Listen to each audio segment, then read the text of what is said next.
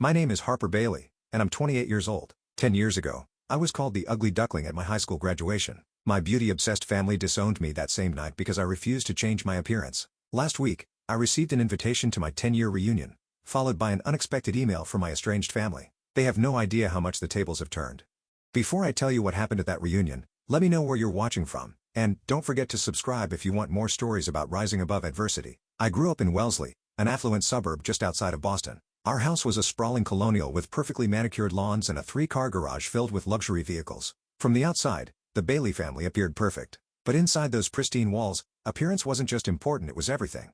My mother, Kimberly Bailey, was a former Massachusetts beauty pageant runner-up who never quite got over losing the crown. She maintained a rigorous beauty regimen well into her 40s, waking at 5 a.m. for her maintenance routine before anyone else was awake. Her bathroom cabinet looked like a Sephora stockroom organized by product type, purpose, and season. She scheduled weekly salon appointments like they were critical business meetings, and heaven help anyone who caused her to miss her standing Saturday morning blowout. My father, Richard Bailey, was a high-powered corporate attorney whose client list included celebrities and CEOs.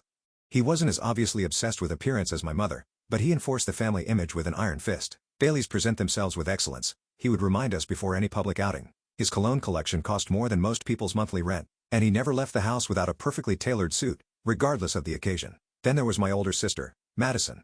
3 years my senior and blessed with our mother's high cheekbones and our father's striking blue eyes, Madison was the golden child. Cheerleading captain, homecoming queen, prom queen, she collected titles and trophies for her beauty the way some kids collected baseball cards. Her bedroom walls were covered with pageant sashes and modeling competition certificates rather than band posters or academic awards. And then there was me. From an early age, it was clear I hadn't won the genetic lottery, at least not in the ways my family valued. While Madison was signing with a teen modeling agency at 14, I was battling severe cystic acne that seemed resistant to every dermatologist treatment. While she was shopping for homecoming dresses, I was getting fitted for my third set of braces. While she maintained a perfect size 2 figure, I struggled with my weight, fluctuating between chubby and pleasantly plump, according to my mother's euphemisms. Harper, darling, have you been using that special face wash I bought you? My mother would ask at breakfast, not even trying to hide her disappointment as she examined my latest breakout. You know, if you just cut out dairy like I suggested, your skin would clear right up. The suggestions were endless. Special diets, expensive creams, painful facials where estheticians would TSK over my problematic skin. By 13, I was on a strict beauty regimen that would have been excessive for a Hollywood actress. By 15, my mother had started casually leaving brochures for cosmetic procedures on my bed. The comparisons were relentless, not just to Madison, but to my cousin Tiffany, to girls at school, to younger versions of my mother. Family gatherings were torture sessions disguised as helpful advice circles. You have so much potential, Harper, my aunt would say, pinching my cheeks until they were red. You just need to put in the effort. Look at your sister, she's up at dawn doing her yoga and skin routine. What no one seemed to notice or care about was that while Madison was winning beauty contests, I was acing every class. While she was dating the football captain, I was building my first computer program. My bedroom wasn't decorated with tiaras, but with science fair medals and academic certificates. Only my science teacher, Mr. Wilson, seemed to see me, really see me, beyond my appearance. During my sophomore year, he pulled me aside after I aced another exam. Harper, you have an extraordinary mind, he said, his eyes serious behind wire-rimmed glasses. Have you considered a future in computer science? You have a natural aptitude that's quite remarkable. Those words were a lifeline. In a household where my intelligence was treated as a consolation prize for my lack of beauty, Mr. Wilson's recognition of my actual strengths gave me something to hold on to. I threw myself into coding with the same determination my sister applied to maintaining her highlights. I taught myself JavaScript, then Python, then C++. I created a little corner of the world where appearances didn't matter, where my acne and braces and awkward body were irrelevant. What mattered was my mind, my creativity, my problem-solving abilities. My parents viewed my computer interest as a peculiar hobby at best. It's making her more antisocial, I overheard my mother telling my father one night. And the blue light from the screen isn't doing her complexion any favors. My 16th birthday marked a turning point. Instead of the laptop upgrade I'd been hinting at for months, my parents presented me with an envelope. Inside was a gift certificate for a consultation with a plastic surgeon. Surprise! My mother exclaimed, her smile wide and expectant. Dr. Friedman is the best in Boston. He did Aunt Carol's eyes, and no one could even tell she had work done. Madison smirked from across the table. You're going to look so much better, Harper. Maybe you'll even get asked to prom next year. I stared at the certificate, the cursive lettering blurring as tears filled my eyes. I don't want surgery, I said quietly. My father cleared his throat. Harper, your mother, and I have given this a lot of thought. This is an investment in your future. First impressions matter in this world, especially for young women. But, I'm only 16, I protested, my voice cracking. Exactly, my mother nodded eagerly. Perfect timing for you to start senior year with a fresh look. Dr. Friedman can fix that nose and maybe do something about your chin. Nothing dramatic, just enhancements. I excused myself to the bathroom where I locked the door and cried silently. The gift certificate crumpled in my fist. That night, I started coding a blog where I could express myself anonymously. Where I could exist without being reminded of all the ways I failed to meet the Bailey beauty standard. What I didn't know then was that this blog would eventually become my ticket to freedom. But first, I had to survive senior year in the Bailey household. Senior year arrived with a flurry of college applications and increasing pressure. While my classmates stressed about their personal essays, I was juggling two distinct lives, the perfect Bailey daughter my parents demanded and the brilliant coder I was becoming in secret. My focus remained laser-sharp on academics. MIT had become my dream school, not just for its prestigious computer science program, but for the distance it would put between me and my family's suffocating expectations. Every A on my transcript was another step toward Cambridge and away. Meanwhile, my battle with cystic acne reached new heights. Despite spending thousands on dermatologist appointments, prescription medications, and high-end skincare, my skin refused to cooperate. Each new breakout was treated like a family emergency. "Harper, did you touch your face again? You know that spreads bacteria," my mother would scold. Examining my skin under the harsh bathroom lights, "We have the Reynolds Charity Gala this weekend.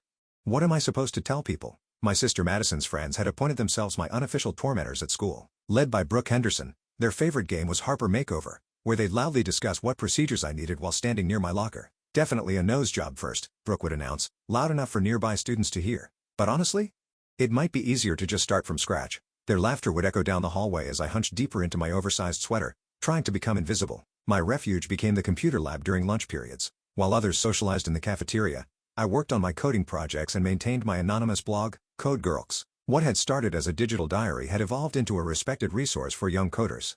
I posted tutorials, shared projects, and connected with a community that had no idea what I looked like and didn't care. When college acceptance letters began arriving in spring, I kept my growing pile of yes envelopes secret. Harvard, Stanford, Caltech, and, finally, MIT with a partial scholarship. I couldn't contain my excitement when that particular letter arrived, letting out a small squeal in the privacy of my bedroom. "What are you so happy about?" Madison appeared in my doorway, her eyes narrowing suspiciously. "Nothing," I said quickly, tucking the MIT letter under my pillow. "Whatever. Mom wants to talk to you about college applications. She's been calling Aunt Beth about getting you an interview at Vassar." I froze. "But, I've already been accepted to what? Community college." Madison left. "Mom's been working on this for months. Aunt Beth is an alumni donor. They're expecting you to follow family tradition. All Bailey women go to Vassar." That evening, I tried to share my MIT acceptance during dinner. "I have some good news," I began cautiously. "I got accepted to MIT with a scholarship." The table fell silent. My father set down his fork and my mother's smile became fixed. "MIT? That engineering school?" My mother's voice was tight. "Harper, we've discussed this. Vassar has an excellent liberal arts program and you'd be following in my footsteps. But I want to study computer science, not liberal arts." My father cleared his throat. "Computer science isn't a suitable career for a young woman from your background. It's all antisocial men in basements. No Bailey is going to become some sort of tech hermit. Besides," my mother added, "Vassar girls have a certain polish. MIT is so unfeminine." The argument escalated until I retreated to my room in tears, the MIT acceptance letter clutched to my chest. That night, I made my decision. I would attend MIT with or without my parents' blessing or financial support. As graduation approached, a new battlefield emerged, what I would wear to the ceremony. Shopping for my graduation dress became an exercise in psychological warfare. My mother dragged me to upscale boutiques, selecting dresses that were either too tight, too revealing, or completely impractical for sitting through a 3-hour ceremony. "This one highlights your waist," she insisted, holding up a form-fitting satin number that made me look like I was being vacuum sealed. "We need to accentuate your few good features." After 5 miserable shopping trips, she finally selected a pale pink dress with an uncomfortable corset back that left me gasping for breath. The moment we returned home, I began planning modifications, subtle alterations to make the dress wearable without my mother noticing until it was too late. Late at night, I carefully let out seams and loosened the corset ties, replacing them with hidden elastic panels that allowed me to breathe. I adjusted the neckline to be less revealing and added small pockets, a practical addition my mother would have vetoed as bulky. 2 days before graduation, I tried on the modified dress. It looked nearly identical to the original design but felt entirely different, comfortable, practical, mine. For once, I didn't hate my reflection. My small victory was short-lived. The morning of graduation arrived with a fresh crisis. My mother entered my room at 6 a.m., arms laden with makeup kits, hot rollers, and her emergency sewing kit. "We need at least 3 hours to get you ready," she announced, plugging in a curling iron. "I've booked Margot to do your makeup. She's a miracle worker." I took a deep breath. "Mom, I'm not wearing a full face of makeup to graduation." She froze, the curling iron dangling from her hand. "Don't be ridiculous." "Of course you are." "No, I'm not. It's June in Massachusetts. It'll be 90 degrees in those polyester gowns. Everything will melt off anyway. That's why we use setting spray, Harper. Don't be difficult." I'm wearing light makeup that I'll apply myself, and I'm wearing my hair down, not in an updo. My mother's face flashed with anger. Absolutely not. You need all the help you can get. The Wilsons will be taking photos, the Hendersons, the Clarks, everyone who matters will be there. It's my graduation, I said, my voice stronger than I felt, and for once, I'm going to be comfortable. The fight that ensued was epic, with my mother cycling through tears, threats, and, finally, I see silence. When I walked downstairs 2 hours later in my modified dress, my hair simply blow-dried straight, and minimal makeup, she looked at me like I'd shown up in pajamas. You're embarrassing this family intentionally, she hissed as we prepared to leave. I hope you're proud of yourself. I wasn't proud. Not yet, but for the first time, I wasn't ashamed either. That would come later, in ways I couldn't have imagined. June 7th dawned bright and humid, the kind of New England summer day where the air feels like a wet blanket. By the time we arrived at Wellesley High's football field, where rows of white folding chairs faced a flower-bedecked stage, my carefully straightened hair was already starting to frizz in the humidity.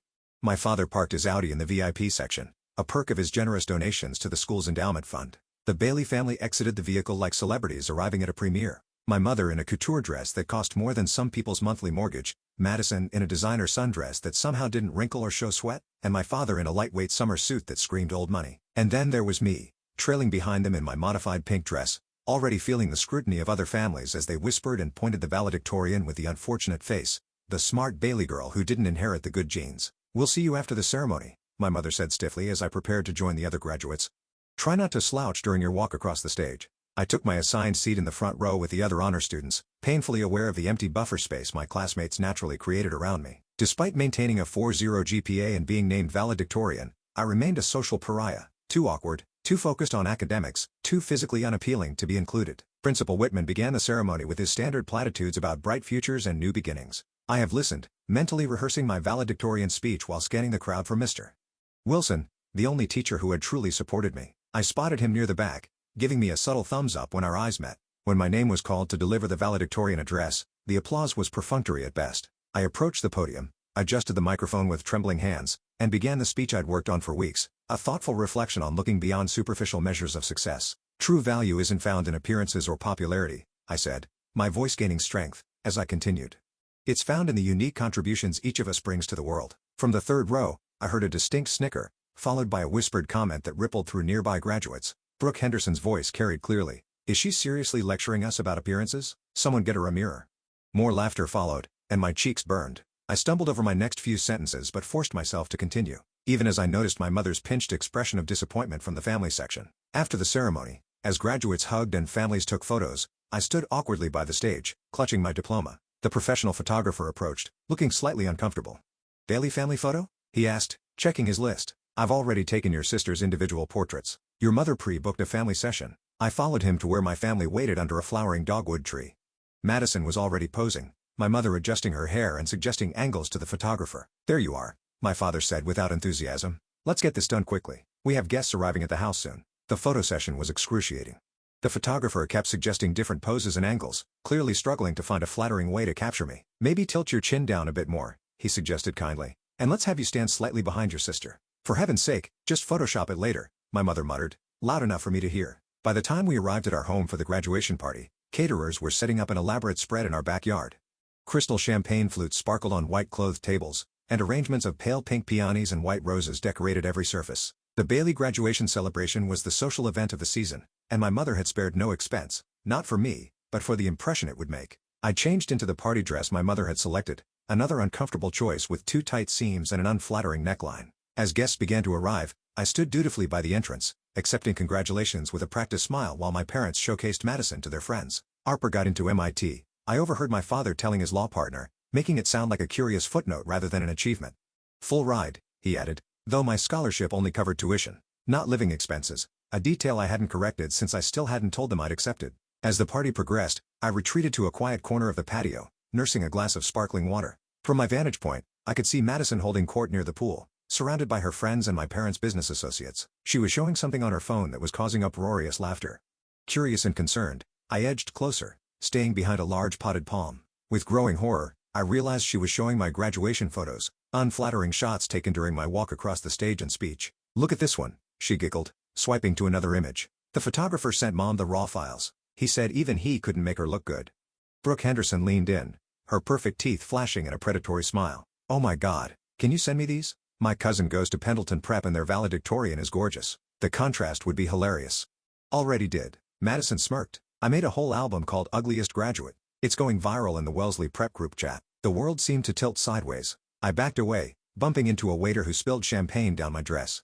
The cool liquid seeped through the fabric, but I barely noticed. I rushed to the downstairs bathroom, locked the door, and pulled out my phone with shaking hands. Sure enough, there it was, a shared album of my graduation photos, each one more unflattering than the last, with cruel comments accumulating by the second. In some, my double chin was emphasized. In others, my acne was the focus. My hunched posture, my frizzy hair, my nervous smile, all were being dissected and mocked by not just students, but their parents as well. I sank to the floor, my back against the cool bathroom tiles, and tried to muffle my sobs with a hand towel. A knock at the door startled me. "Harper, are you in there?" My mother's sharp voice cut through my tears. "People are asking where you are. It's rude to disappear from your own graduation party." I opened the door, my makeup streaked and eyes puffy. "Did you see what Madison is doing? Did you see the photos she's sharing?" My mother's expression shifted from annoyance to discomfort. "Oh, that, yes. Well, they're not the most flattering pictures, but that's hardly Madison's fault. She called it Ugliest Graduate," I whispered. "Your friends are laughing at them. Everyone is sharing them. Don't be so sensitive, Harper. If you let Margot do your makeup and worn your hair the way I suggested, this wouldn't be happening." She handed me a compact. "Fix your face and come back out. The Goldmans want to congratulate you, and Mr. Richards from your father's firm is asking about your MIT acceptance." I stared at her, unable to believe what I was hearing. "You're not going to say anything to Madison? You're not going to make her take them down?" My mother sighed, checking her watch. "What's done is done. Now, please be ready in 5 minutes. And, put some powder on that redness." She left me standing there, clutching her compact, my world collapsing around me. Through the bathroom window, I could see more guests arriving. My father's business associates, local politicians, family friends who had known me my entire life. All of them would have seen those photos by now. All of them would be judging, pitying, or mocking me. I slipped out through the kitchen entrance, ignored by the busy catering staff, and made my way to the garden shed behind our property. There, surrounded by gardening tools and the scent of fertilizer, I curled up on a burlap sack and allowed myself to break down completely. The sobs that tore from my throat didn't sound human. They were the accumulated pain of years of degradation and disappointment. As twilight fell and the party continued without me, I made a decision. I couldn't live like this anymore. Something had to change, even if it meant losing everything I'd ever known. The morning after graduation dawned with an eerie calm. I had eventually returned to the house long after the party ended, slipping in through the back door and avoiding any potential confrontation. My room, with its familiar pale blue walls and neatly organized bookshelf, felt like a stranger's space, a relic from a life I could no longer inhabit. At precisely 10 a.m., my father's voice echoed up the stairs. "Family meeting in my study." Immediately. The Bailey family meeting was an institution reserved for major announcements or serious infractions. Seated in the leather wingback chairs that faced my father's imposing mahogany desk, we looked like participants in a corporate board meeting rather than a family discussion. My father remained standing, his hands clasped behind his back as he paced the Persian rug. My mother sat rigid in her chair, her expression unreadable. Madison examined her manicure, clearly bored with the proceedings. "Yesterday was unacceptable," my father began, his lawyer voice in full effect. "Harper, your disappearance from your own graduation party was noticed by everyone. The Goldmans were offended, and Senator Wilson's wife specifically asked to speak with you about her daughter's coat and camp." I stared at the floor, unable to believe this was his concern after what had happened. "Furthermore," he continued, "your appearance and presentation throughout the day reflected poorly on this family. The Baileys have standards, Harper, standards and expectations that you consistently fail to meet." My mother nodded in solemn agreement. "We've done everything we could, Richard. The dermatologists, the dietitians, the style consultants. Harper simply refuses to put in the effort." "That's not fair," I said quietly. "I've tried everything you've asked. My skin condition is medical, not from lack of effort. And yesterday, Madison publicly humiliated me by 'Don't blame your sister for your shortcomings.'" My father cut me off. "Madison has always understood what it means to be a Bailey. She represents this family with grace and beauty." Madison smirked at me from across the room. "Which brings us to the matter at hand," my father continued, his voice taking on a formal tone that sent chills down my spine. "Your mother and I have made a decision. We cannot continue to support your deliberate rejection of our family values." My mother opened a folder on her lap, removing what appeared to be a glossy brochure. "We've consulted with Dr. Friedman again. He's prepared a comprehensive plan. Rhinoplasty, chin recontouring, possibly liposuction, and a chemical peel series for your skin issues." I stared at her in disbelief. "You want me to completely change my face?" "We want to help you reach your potential," she corrected, sliding the brochure across the desk. "Dr. Friedman could schedule the first procedures next week. You'd have the summer to recover before MIT."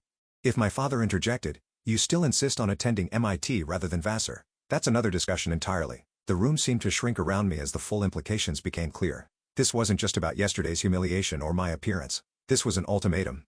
"And, if I refuse?" I asked, my voice barely audible. My father's expression hardened. "Then we can no longer financially support you. No tuition, no living expenses, no family backing. You'd have to make your own way," my mother added, her tone suggesting this was an impossibility. "And of course, you couldn't continue to live here representing the Bailey name while rejecting Bailey standards. You're disowning me over plastic surgery." I couldn't believe what I was hearing. After all my academic achievements, my scholarships, my coding projects, none of that matters because I won't change my face. "Don't be dramatic, Harper," my father scoffed. "We're offering you a chance to improve yourself and continue being part of this family. The choice is yours." Something inside me, something that had been bending and compressing for years, finally snapped. I stood up, my legs shaking but my voice surprisingly steady. "My face is not the problem. This family is the problem. You've made me feel worthless my entire life because I don't look like Madison. You've ignored my accomplishments and magnified my flaws. Yesterday, Madison publicly humiliated me by sharing unflattering photos labeled ugliest graduate, and neither of you said a word to her. You're not offering improvement. You're demanding conformity to your shallow, appearance-obsessed values." My mother gasped, but I continued, years of suppressed feelings pouring out. "I accepted MIT's offer weeks ago. I'm going with or without your money, and I'd rather live in a cardboard box than spend another day trying to meet your impossible standards. How dare you speak to us that way?" My father thundered, his face flushing with anger. "After everything we've done for you, what exactly have you done for me?" I challenged. "Criticized me? Compared me to Madison? Made me feel like I'm never good enough? That's not parenting. That's emotional abuse." The word abuse hung in the air like a thunderclap. My father's expression darkened dangerously. "You have 2 weeks," he said, his voice cold and final. "Either schedule the procedures with Dr. Friedman or find somewhere else to live. Your trust fund will be frozen until you comply." Madison, who had been unusually quiet during this exchange, finally spoke up. "She keeps a diary, you know, under her mattress. She's written some very interesting things about this family." My blood ran cold. My diary contained my most private thoughts, my pain, my anger, my plans for the future. And Madison had read it. "You went through my things," I whispered, betrayed anew. She shrugged, a small smile playing at her lips. "I was looking for a phone charger."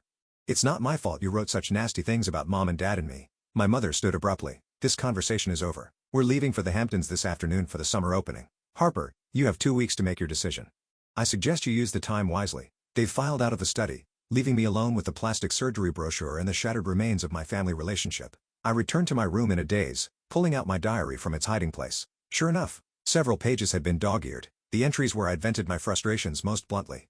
That afternoon, the house fell silent as my family departed for their Hamptons vacation, a traditional Bailey summer migration I would not be part of. Alone in the empty mansion, I began methodically packing my essentials: clothes, toiletries, my laptop and coding books, the few sentimental items I couldn't bear to leave behind. Everything fit into 2 suitcases and a backpack, a shockingly small representation of 18 years of life. I withdrew the $237 in my personal savings account, all I had that wasn't controlled by my parents. I booked a bus ticket to Cambridge, leaving the following morning. Then, I wrote a brief note. "I choose myself. Don't contact me." I left it on my father's desk alongside the untouched plastic surgery brochure. The next morning, I took one final look at the house I'd grown up in, the manicured lawn, the elegant facade, the suffocating perfection. I felt no nostalgia, only relief as I wheeled my suitcases down the driveway and walked to the bus station, stepping into an uncertain future entirely on my own. The transition from Wellesley privilege to Cambridge struggle was more brutal than I'd anticipated. The $237 in my pocket quickly dwindled as reality set in Cambridge was expensive. MIT wouldn't start for months, and I had nowhere to live. My first week was spent in a dingy motel that charged by the day, eating ramen noodles and applying for every job I could find. By day 10, with less than $50 remaining, panic had become my constant companion. "I'm sorry, but we need someone with experience," said the manager at the 4th coffee shop I'd applied to. "I'm a fast learner," I pleaded. "I can start immediately." She glanced at my resume again, her expression softening slightly. "No food service experience, no retail. What did you do in high school?" The truth, that I'd spent my time studying and coding while my classmates worked summer jobs, would sound privileged and entitled. "Family responsibilities," I said vaguely. "Look, I can put you on as a morning shift barista," she finally offered. 6 to noon, minimum wage plus tips. Training starts tomorrow." I nearly cried with relief. "Thank you. I won't let you down." The coffee shop job barely covered my motel expenses, so I took a second job doing data entry at a small insurance office from 1 to 5 p.m. When that still wasn't enough, I added a third job cleaning office buildings from 9 p.m. to midnight. Working 18 hours a day left little time for sleep, much less planning for my future. 2 weeks before classes were scheduled to begin, I received an email that shattered my fragile stability. "Dear Ms. Bailey, due to your failure to secure housing and complete financial arrangements, your enrollment at MIT has been deferred until spring semester. Please contact the admissions office to confirm your intentions." I sat on the edge of my motel bed, staring at my laptop screen through tears of exhaustion and despair. I had been so focused on basic survival that I'd missed critical deadlines for housing applications and financial aid paperwork. My partial scholarship remained intact, but without the remaining tuition payment and a place to live, I couldn't start in the fall. That night, I was forced to check out of the motel. I simply couldn't afford another week. With nowhere else to go, I found myself joining the invisible army of the temporarily homeless, washing up in public restrooms and spending nights in the 24-hour university library, pretending to be a summer student. Depression settled over me like a heavy blanket. My skin, which had actually begun to clear up away from the stress of my family, broke out worse than ever. I lost weight I couldn't afford to lose. My hair, unwashed for days at a time, became limp and dull. The irony wasn't lost on me. I looked worse now than I ever had at home, but for entirely different reasons. As Thanksgiving approached, a deep loneliness took hold. I hadn't spoken to my family since leaving Wellesley. Despite everything, some small wounded part of me hoped they might reach out, that my absence might have made them reconsider their ultimatum. In a moment of weakness, I sent a carefully worded email to my mother. I hope you're well. I wanted to let you know that I've deferred my MIT admission until spring while I work full-time. I'm doing fine and making my own way. Happy Thanksgiving. No response came. A week later, I sent a brief message to my father. Dad, I know we left things in a bad place. I'm working hard and planning to start MIT in January. I hope we can talk sometime. The silence was deafening. Finally, 2 days before Christmas, I tried reaching out to Madison. I know we've had our differences, but it's Christmas. Could we talk this time? My email bounced back. Undeliverable. Recipient unknown. Confused, I tried my parents' emails again. Both returned the same error message. They had changed their email addresses without telling me.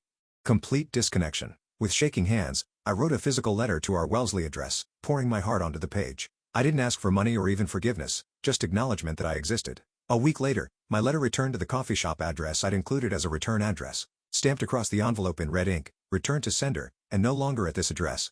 They had moved. My family had physically relocated without telling me, leaving no forwarding address. The finality of it knocked the wind from my lungs. They hadn't just disowned me, they had erased me. The combination of physical exhaustion, emotional devastation, and poor living conditions finally caught up with me 2 days after Christmas. In the middle of my morning shift at the coffee shop, I collapsed, my body simply shutting down. I woke up in a hospital bed and 4 dripping fluids into my arm. A nurse named Janet was adjusting my pillows, her kind face creased with concern. There you are, she said gently. You gave everyone quite a scare, young lady. What happened? My voice sounded strange to my own ears. Severe dehydration, malnutrition, and exhaustion, she explained. Your body just couldn't keep going. The doctor wants to keep you for observation at least overnight. Panic seized me. I can't afford this. I don't have insurance. I need to get back to work. Janet placed a calming hand on my arm. Your manager at the coffee shop called an ambulance when you collapsed. She also mentioned that you might be in a difficult situation. Shame burned through me. I'm fine. I'm a student. Just working through some temporary issues. Janet's expression told me she didn't believe me, but she didn't push. The hospital has programs for people who need assistance. Let me bring you some forms. That night, alone in the sterile hospital room, I reached the lowest point of my life. I stared at my reflection in the darkened window. Gaunt face, hollow eyes, chapped lips. For the first time since leaving home, I wondered if I had made a terrible mistake. Maybe I should have accepted my mother's offer. Maybe a few surgical procedures would have been worth having a roof over my head, food in my stomach, and a clear path to education. Maybe my face really was the problem. I picked up my phone, my mother's number still memorized despite months of silence. My thumb hovered over the call button. One call and I could go home. One surrender, and this nightmare would end. No, I whispered to my reflection. This isn't about my face. It never was. I set the phone down and turned away from the window. I wouldn't call. I wouldn't break. Somehow, I would find a way forward on my own terms. Little did I know that rock bottom was exactly where my real life would begin. After 3 days in the hospital, I was discharged with strict instructions to rest and improve my nutrition. With nowhere to go, I faced the prospect of returning to my untenable living situation, until Janet, the nurse who had cared for me, made an unexpected offer. My daughter's roommate just moved out of their apartment belongings. They're looking for someone to take the room. It's not fancy, but it's clean and affordable. I stared at her, suspicious of such convenient timing. Why would you help me? You don't even know me. Janet's kind eyes crinkled at the corners. Because 20 years ago, I was you. Yum. Alone. Struggling. Someone gave me a chance when I needed it most. I'm just paying it forward. 2 hours later, I was standing in a small but clean bedroom in a modest 2-bedroom apartment. My new roommate, Alicia Chen, was a computer engineering graduate student with an easy smile and zero interest in my appearance. Bathroom shared, kitchen's a disaster zone but functional. And the Wi-Fi password is taped to the fridge, she said, completing her 30-second tour. Rent's due on the 1st. Any questions? Why aren't you asking me more questions? I couldn't help but ask, don't you want references or something? Alicia shrugged. Janet vouched for you. Plus, you look like you've been through hell. So, I'm guessing you're not going to throw wild parties. That's good enough for me. That night, Sleeping in a real bed for the first time in weeks, I felt the first tentative stirrings of hope. The next morning, Alicia was typing furiously at the kitchen table, surrounded by empty coffee mugs and scattered papers. "You code?" she asked, noticing my interest in her screens. "Yeah, Python, JavaScript, some C++. Her eyes lit up. "For real? I'm drowning in this project for my startup incubator. The back end is a mess and our developer quit last week." "Want to take a look?" I peered at her screen, immediately spotting several inefficiencies in the code. "Your loops are redundant here, and this function could be simplified." "Holy shit," Alicia breathed. "Can you fix it?" "Probably." She pushed her laptop toward me. "If you can salvage this, I'll pay you." "Not much, but something." I spent the day restructuring Alicia's code, losing myself in the familiar comfort of programming logic. By evening, I had transformed her unwieldy backend into something streamlined and functional. "This is incredible," she said, reviewing my work. "Where did you learn to code like this?" "Self-taught, mostly. I was supposed to start at MIT this fall, but I trailed off, not wanting to explain my whole sad story." "MIT? Wait, have you published anything? Blog posts? Tutorials? Anything?" "I ran a coding blog called Code Girl X for a few years," I admitted. Alicia's jaw dropped. "Your Code Girl X? Seriously? Your Python tutorials saved my ass freshman year." The validation from a complete stranger, someone who knew my work but not my face or my family name, felt like pure sunshine after months of darkness.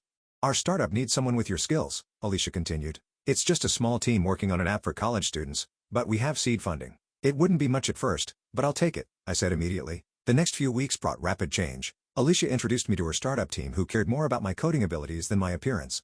I began working part-time while maintaining my coffee shop job for stability. In late January, I received an email from MIT's Financial Aid Office. "Dear Ms. Bailey, we have reviewed your situation and are pleased to offer you an expanded aid package including emergency housing assistance and a work-study position in the computer science department. Please contact us to complete the necessary paperwork for spring enrollment." It turned out that Dr. Reynolds, a professor who had interviewed me during the application process, had taken a personal interest in my case after learning I had deferred. His intervention had unlocked resources I didn't know existed. By February, I was officially an MIT student, living in subsidized housing, working part-time for Alicia's startup, and flourishing academically. My professors quickly recognized my abilities, and Dr. Reynolds became a mentor, guiding me through both academic challenges and life adjustments. "You have extraordinary talent, Harper," he told me after I aced my first major project. "But more importantly, you have extraordinary resilience." Spring bloomed into summer, and I secured an internship at a small tech company that paid enough for me to quit the coffee shop. For the first time in my life, I was completely self-sufficient, making my own decisions, following my own path, answering to no one but myself. One evening in late August, as Alicia and I shared takeout Chinese food in our apartment, she made an observation that startled me. "Your skin is really cleared up," she said casually, reaching for another egg roll. "Not that it matters, but you look healthier." I touched my cheek reflexively. She was right.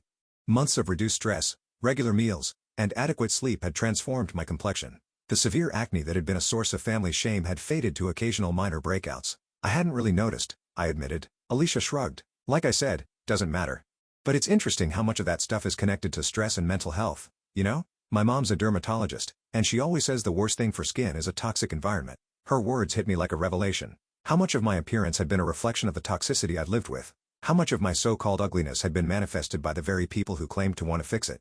That night, I studied my reflection, really studied it for the first time in years. The face looking back at me wasn't ugly. It wasn't Madison's face, with its conventional beauty and perfect symmetry. It was just mine? Unique, distinctive, actually kind of interesting. The following week, a major breakthrough came from an unexpected direction. Dr. Reynolds called me into his office after class. "Harper, I've been following your work on skin condition tracking algorithms," he said, referencing a side project I'd mentioned once in passing. "I think there's significant potential there. Would you be interested in developing it further as part of your independent study?" My skin condition tracking app had started as a personal project, a way to document my own skin issues and identify triggers. I'd coded it during my darkest days as a form of reclaiming control over something that had been used against me. "You think it has commercial potential?" I asked, surprised. "More than potential, it's innovative and fills a genuine need. If you're willing, I'd like to connect you with some people from the Entrepreneurship Center." Within months, my personal project evolved into Natural You, an app that used AI to track skin conditions, identify triggers, and suggest personalized care routines. The irony wasn't lost on me. The very feature that had made me an outcast in my family was becoming the foundation of my professional success. By the end of my sophomore year, Natural You had secured its first round of seed funding. By junior year, we had a team of 5 and office space in Kendall Square.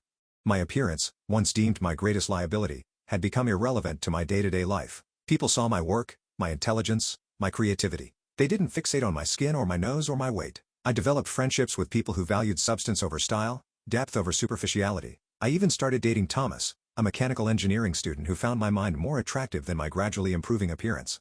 "I like your face," he told me once, running a finger gently along my cheek. "It's interesting. It tells a story. No one had ever described my face that way before. Flawed? Yes. Problematic? Certainly. But interesting. A story worth telling? Never." As Natural You grew from startup to legitimate business, I found myself increasingly in the public eye, giving presentations, meeting with investors, even doing occasional media interviews. The shy, insecure girl who had once hidden from cameras was slowly replaced by a confident young woman who understood her value beyond physical appearance. I won't pretend the transformation was easy or complete. I still had moments of insecurity, days when old voices echoed in my head. But with each success, each new relationship, each day lived on my own terms, those voices grew fainter. By the time I graduated from MIT at the top of my class, Natural You had over 50 employees and a valuation that made me financially independent beyond anything I could have imagined. I bought my first apartment, a modest but beautiful space overlooking the Charles River, and furnished it exactly as I pleased with no mother to critique my taste or father to question my choices. As I approached my 10-year high school reunion, I had become someone my 18-year-old self wouldn't have recognized, not because of any change in my appearance, but because of the confidence, success, and self-acceptance I'd cultivated. Then came the email that would bring my past and present into direct collision, an invitation to the Wellesley High 10-year reunion. Followed a day later by a message from a sender I had never expected to hear from again. "Madison Bailey. Harper, I know it's been a long time. I've been trying to find you. We need to talk. Things have changed. Please." The circle was about to close, and I was finally ready to face it. 10 years. A decade since I'd walked away from the Bailey mansion with nothing but 2 suitcases and unwavering determination. Now, as I stood in my penthouse apartment overlooking the Boston skyline, the reunion invitation and Madison's email open on my laptop, I felt oddly calm. Natural You had grown beyond my wildest expectations, recently valued at over $50 million. Our app had expanded into a comprehensive platform supporting people with various skin conditions, and we just launched a foundation providing dermatological care to underserved communities. The girl who had once been mocked for her appearance was now helping thousands embrace their natural beauty. "Are you really considering going?" Thomas asked, wrapping his arms around me from behind. After 3 years together, he knew my family history in detail. "I think I need to," I replied, leaning back against a solid presence. "Not for them, but for me." To close this chapter completely, I replied to Madison's email with a simple message: "I'll be at the reunion. We can talk there." The weeks leading up to the reunion passed in a blur of preparations. Not the kind my mother would have insisted upon. No crash diets, painful treatments, or cosmetic procedures. Instead, I focused on my mental preparation, working with my therapist to establish healthy boundaries for the inevitable confrontation. I chose my outfit with care, not to impress, but to remind myself of how far I'd come. A custom-designed dress in deep emerald that complemented my natural features, comfortable yet elegant shoes, and my grandmother's simple pearl necklace, the one possession from my previous life that held positive memories. Thomas offered to accompany me, but this was a journey I needed to complete alone. "I'll be fine," I assured him, kissing him goodbye at the airport. The Bailey family can't hurt me anymore. Returning to Wellesley felt like visiting a movie set from a film I'd watched long ago. Familiar yet strangely two-dimensional. I checked into the Wellesley Grand Hotel, amused by the irony of staying as a paying guest in the very establishment where my parents had once been regulars at charity galas. The morning of the reunion, a text arrived from Madison. "Can we meet before tonight? Coffee at Rosewood Cafe at 2. I arrived at the cafe precisely at 2, spotting Madison immediately at a corner table. The years had changed her too. The flawless beauty queen had been replaced by a thin, anxious-looking woman with premature lines around her eyes. "Harper," she said, standing awkwardly as I approached. You look great." "Thank you," I replied simply, sitting across from her. "You wanted to talk." Madison twisted her napkin nervously. "I've been trying to find you for almost 2 years. You're not easy to track down. I changed my name legally after MIT, I explained. Harper Wilson, my mentor's surname." She nodded. "I saw you in Forbes, the 30 under 30-foot feature. I almost didn't recognize you, but then I read about your app and your story. Not the family part, but about MIT and your journey." "What do you want, Madison?" She took a deep breath. "To apologize. What I did to you. The photos at graduation, reading your diary, all of it. It was cruel and inexcusable." I studied her face, searching for the manipulative sister I'd known. Instead, I saw something unexpected. Genuine remorse. "What happened after I left?" I asked. "Everything fell apart," she said quietly. "Dad's firm imploded after a scandal. One of his partners was embezzling and Dad knew about it. Mom had a breakdown when their social standing collapsed. They lost almost everything, including the house. I absorbed this information without the satisfaction I might once have expected." "And you?" "I married Bradley Henderson right after college. Brooke's brother, remember him? It was a disaster. Divorced after 2 years." She laughed bitterly. "Turns out being pretty wasn't enough to sustain a marriage or a career. I'm working in real estate now, barely making ends meet." "I'm sorry things have been difficult," I said, surprising myself with my sincerity. "Mom and Dad are coming to the reunion tonight," Madison continued. "They know you might be there." Dad, he wants to talk to you about an investment opportunity. Of course he did. Some things never changed. And what do you want, Madison? Her eyes filled with tears. A sister. I know I don't deserve one after how I treated you, but seeing what you've built, who you've become, I'm proud of you, Harper. And I miss you. I didn't offer forgiveness in that cafe. It was too soon. The wound's still tender despite the years. But I did offer possibility. Let's see how tonight goes. The Wellesley High School gymnasium had been transformed for the reunion, though no amount of twinkling lights could fully disguise its essential nature. I entered alone, immediately aware of the ripple of recognition that spread through the crowd. Brooke Henderson spotted me first, her eyes widening as she elbowed her friend Cassandra. Their shocked expressions were worth every moment of hardship I'd endured. Harper Bailey, Principal Whitman approached, beaming. Our most successful alumna. We've been hoping you'd attend. Throughout the evening, former classmates who had never given me a second glance now clamored for my attention, asking for business cards and mentioning their great app ideas. I was polite but reserved, finding genuine pleasure only in reconnecting with Mr. Wilson, now retiring after 30 years of teaching. I always knew you were destined for greatness, he said, his eyes twinkling. Though I admit, even I didn't anticipate this level of success. I used your name, I told him. Legally. I mean, I'm Harper Wilson now. His eyes filled with tears. I can think of no greater honor. The confrontation I'd been anticipating came near the end of the evening. I was chatting with Mr. Wilson when I felt a familiar presence behind me. Turning, I faced my parents for the first time in a decade. My mother had aged dramatically, her once perfect features now heavily lined despite obvious attempts at cosmetic intervention. My father's commanding presence had diminished, his shoulders slightly stooped, his designer suit a little too loose. Harper, he said, extending his hand as if we were business acquaintances. You're looking well. Thank you, I replied, shaking his hand briefly. It's been a long time. We've been following your success, my mother added, her smile tight. The app, the Forbes feature, very impressive. Yes, about that, my father continued smoothly. I've recently established a new law practice focusing on intellectual property and tech startups. I believe my expertise could be valuable to your company. Perhaps we could discuss a potential collaboration. 10 years ago, his dismissal had shattered my world. Now, his transparent attempt to capitalize on my success barely registered as an emotional blip. I have excellent legal representation, but thank you for the offer, I replied calmly. Of course, he backpedaled quickly. But as family. We're not family, I interrupted, my voice gentle but firm. You made that decision 10 years ago when you gave me an ultimatum about my appearance. You chose superficial beauty over your daughter's well-being. That was your choice, and I've made peace with it. My mother's face crumpled. Harper, we were only trying to help you. We wanted you to have every advantage. No, you wanted me to fit your image of what a Bailey should be. But it turns out I needed to stop being a Bailey to become who I was meant to be. You've certainly improved your appearance, my mother noted, unable to help herself. Your skin has cleared beautifully and you've lost weight. The hair is much better too. I smiled, recognizing the backhanded compliment for what it was, the last desperate attempt to maintain her worldview. My appearance hasn't improved, Mom. I've simply stopped allowing others to convince me it was a problem. I felt a hand on my shoulder and turned to see Madison. Mom, Dad, I think we should go, she said quietly. Harper has other people to catch up with. As they turned to leave, I called out, Madison. She looked back hopefully. Coffee next week? Same place. Her smile was genuine. I'd like that. Watching them walk away, I felt no triumph, no vindication, only liberation. The family that had once defined me through their rejection no longer held any power over my self-worth. Later that night, back in my hotel room, I video called Thomas to share the events of the evening. So that's it?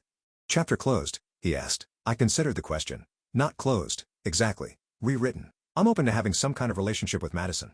She seems genuinely changed. As for my parents, I can be civil, but there are boundaries I won't compromise on. I'm proud of you, he said simply. 2 days later, I delivered the keynote address at a girls' tech conference in Boston. Looking out at the sea of young, eager faces, girls who would face their own challenges and pressures around appearance and worth, I shared my story publicly for the first time. Your value isn't determined by your appearance, I told them. Not by your skin or your weight or your features. Your worth lies in your mind, your heart, your resilience, and your unique contributions to this world. It took me losing everything to discover that truth. My hope is that you can learn it without the same painful journey. My story doesn't have a fairy tale ending where family wounds are magically healed. My relationship with Madison is slowly rebuilding, one careful conversation at a time. My parents remain on the periphery, our interactions limited and conditional. But that's okay. The happy ending isn't about them, it's about me and the life I've created on my own terms.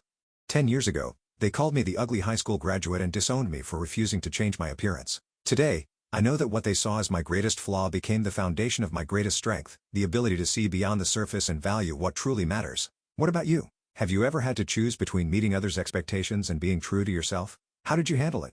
Share your story in the comments below. And, if this resonated with you, please hit that subscribe button and like this video so others can find it too. Remember, sometimes the most beautiful journeys begin when someone tells you you're not beautiful enough. Thank you for listening, and I hope to see you in the next video.